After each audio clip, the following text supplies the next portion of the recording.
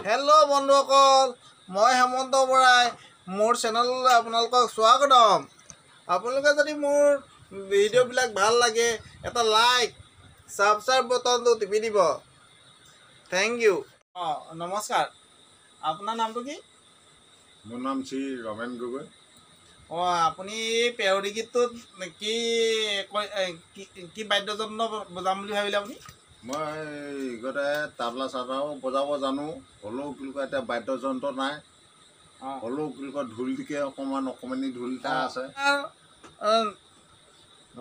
নতুন মানে video' photo মানে আপোনাৰ গান বাজনা বিহু মানে আধুনিক গীত সকলোবোৰ আপোনালোকে উপভোগ কৰিবলৈ পাব।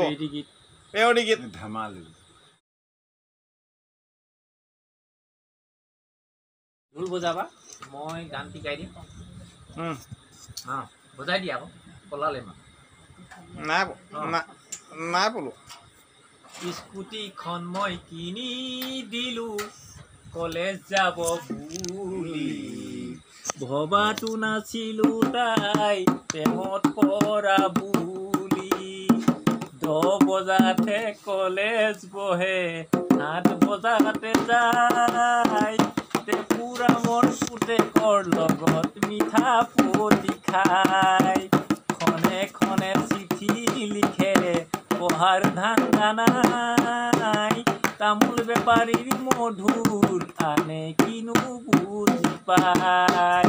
4 দিন হ'ল মোৰ ছোৱালী কলেজ যোৱা নাই, ৰুমত সোমাই কান্দি আছে খোৱা বোৱা নাই। বজাৰত গৈ শুনি আহিলো ডাঙৰ কথা হ'ল, পুৰা মোৰ পুতেকক হেনো পুলিচে লৈ গ'ল।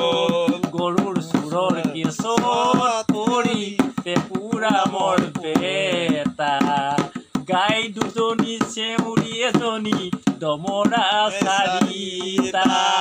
স্কুটিখন মই কিনি দিলো কলেজ যাব বুলি, ভবাটো নাছিলো তাই প্ৰেমত পৰা বুলি।